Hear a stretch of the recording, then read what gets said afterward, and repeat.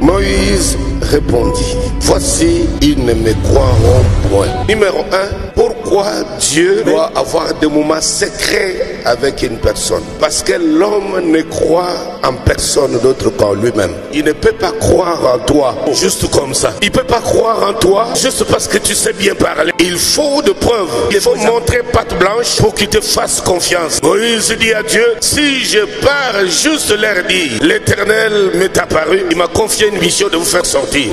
Ils me croiront pas. Puisque je leur parlerai de ta part. Donc c'est-à-dire que je leur dirai, c'est Dieu qui m'envoie. Ils auront besoin de preuves.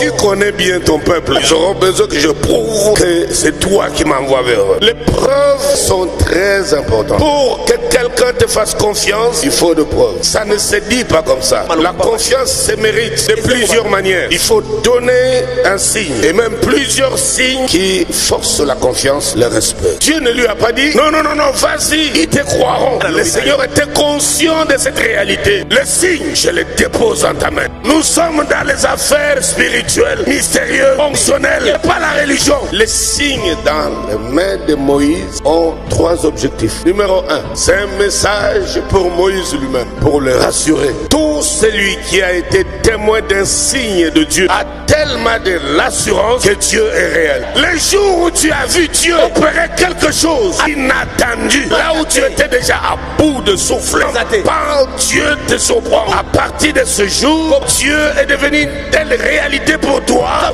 Il n'est plus dans la Bible. Il marche, il voit, il parle, il entend, il opère, il agit. Deuxième objectif, c'est pour les enfants d'Israël. Parce que Moïse a dit, ils ne me croiront pas. Dieu a dit, ils te croiront quand ils verront les signes. Il dit, quand ils verront les signes, oh, c'est lui, le Dieu de nos pères. Il opère comme ça. Troisième objectif, c'est pour Pharaon. Parce que Pharaon était plus qu'un roi. C'était une divinité. On l'adorait. C'était un esprit. Il connaît le domaine spirituel. Et quand Moïse vient lui dire, ainsi a dit l'Éternel, dit quoi? Qui est l'Éternel? De quel Éternel tu me parles? Prouve-moi qu'un Dieu t'est apparu. Il dit alors, tu opéreras les signes. Tu jetteras le bâton comme acte numéro 1. Alors ils sauront qu'un Dieu esprit t'est apparu. Pharaon connaît bien les problèmes de spiritualité. Il te posera la question, je ne connais pas l'Éternel. Qui est-il? Tu le lui manifestes. Amen, amen.